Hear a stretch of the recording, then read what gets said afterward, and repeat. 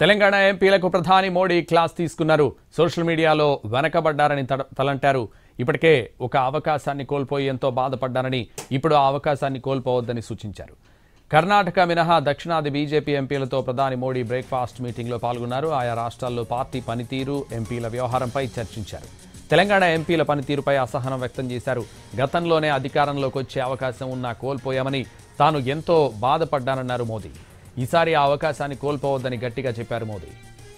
మనం ఎందుకు వెనకబడుతున్నామని 8 మంది ఎంపీలున్నా ప్రధాన ప్రతిపక్షంగా ఎదగలేకపోతున్నారని ఆగ్రహం వ్యక్తం చేశారు. ప్రజల్లో మంచి ఆదరణ ఉన్నా తెలంగాణలో వెనకబడ్డంపై అసంతృప్తి వ్యక్తం చేసిన మోడీ విభేదాలు వీడి ఉమ్మడిగా పనిచేయాలని సూచించారు. సోషల్ మీడియాలో కూడా యాక్టివ్గా లేరన్న ఆయన, బీజేపీ ఎంపీల కన్నా అసదుద్దీన్ సోషల్ మీడియా యాక్టివ్గా ఉందన్నారు.